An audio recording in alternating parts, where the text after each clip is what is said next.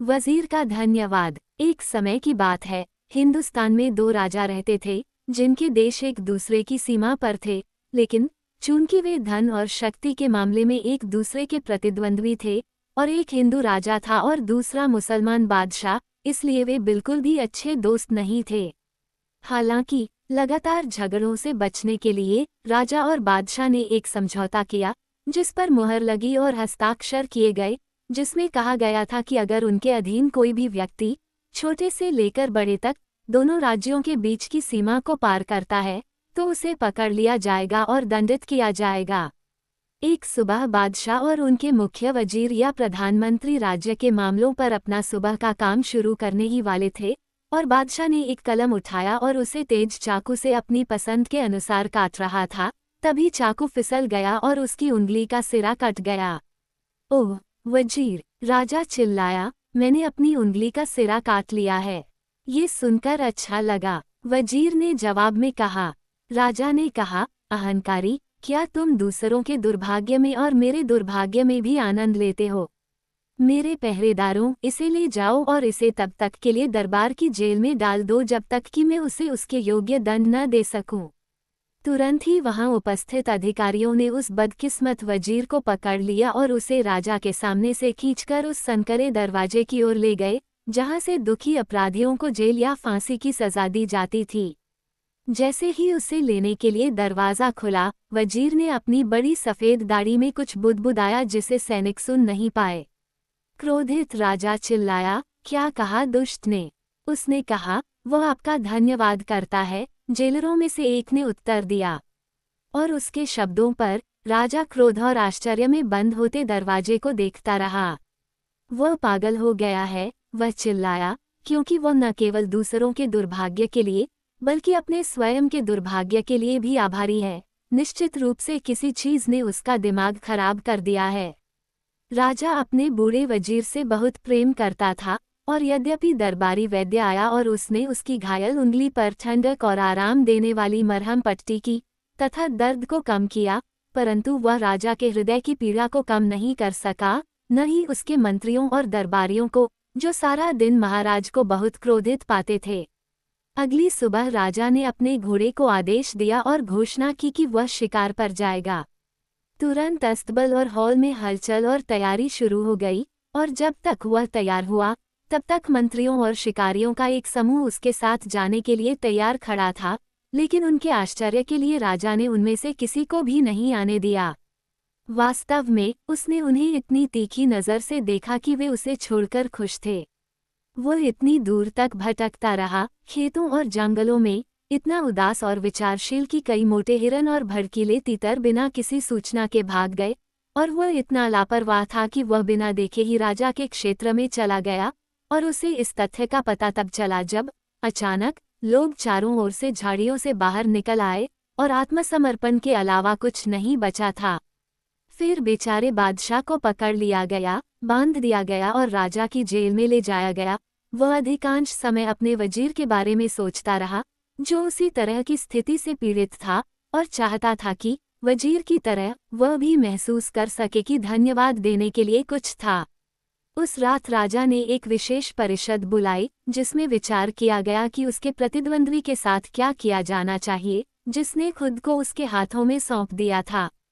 सभी ब्राह्मणों को मोटे पुजारियों के पास भेजा गया, जो हर चीज़ के बारे में सब कुछ जानते थे और कौन से दिन भाग्यशाली हैं और कौन से अशुभ, और जबकि राजा के बाकी सभी पार्षद उसे अलग अलग सलाह दे रहे थे, जब तक कि वह गुस्से और अनिर्णय से लगभग पागल न हो जाए। मुख्य ब्राह्मण एक कोने में बैठा हुआ अपने आप को छोटे पुजारियों के एक समूह के साथ जोड़ और संकेत समझ रहा था।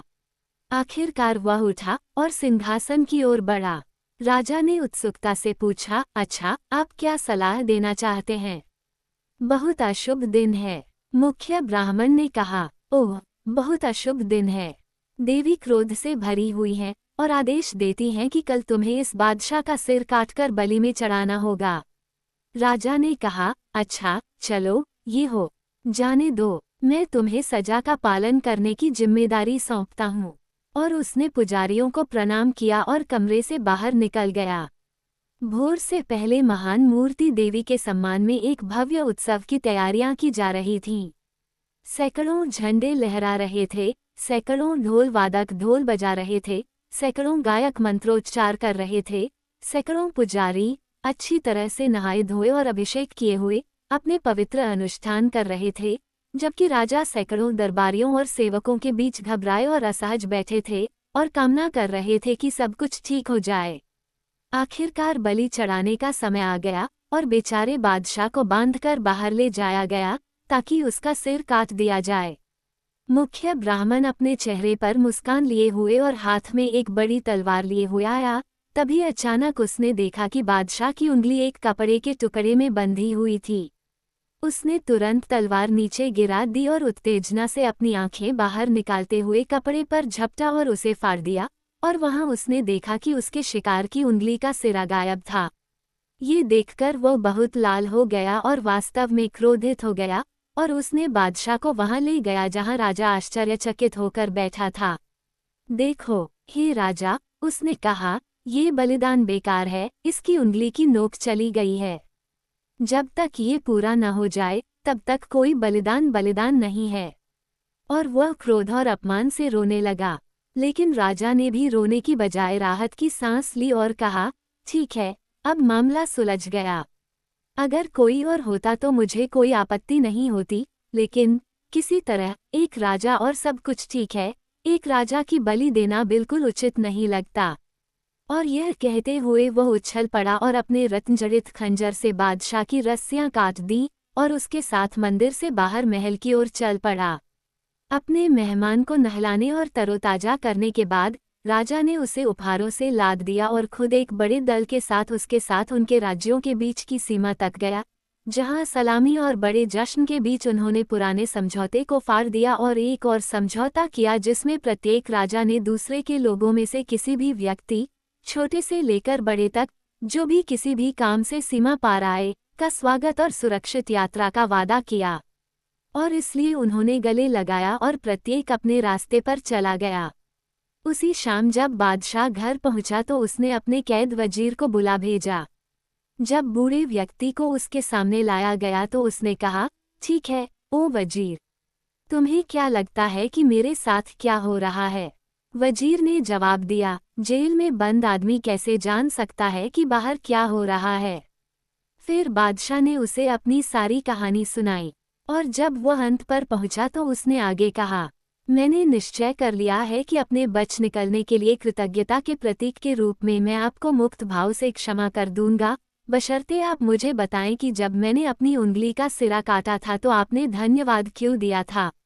बूढ़े वजीर ने जवाब दिया, महाराज, क्या मैं यह नहीं सोच रहा कि यह आपके लिए बहुत भाग्यशाली बात थी कि आपने अपनी उंगली का सिरा काट लिया, अन्यथा आप निश्चित रूप से अपना सिर खो देते। और अपनी उंगली का एक टुकड़ा खोना निश्चित रूप से 2 बुराइयों में से सबसे छोटी बुराई है। बिल्कुल सही, राजा ने उत्तर दिया। बोलते समय उसने अपना सिर छुआ, मानो ये सुनिश्चित करना चाह रहा हो कि वो अभी भी वहीं है। लेकिन फिर भी जब मैंने तुम्हें जेल में डाला था तब तुमने भी धन्यवाद क्यों दिया था? मैंने धन्यवाद दिया, वजीर ने कहा, क्योंकि हमेशा धन्यवाद देना अच्छा होता है। और अगर मुझे पता होता कि मेरे जेल में रहने का मतलब यह है कि देवी मुझे आपकी महिमा के बजाय एक उत्तम भेंट के रूप में स्वीकार न कर ले, तो मुझे और भी अधिक धन्यवाद देना चाहिए था। पंजाबी कहानी।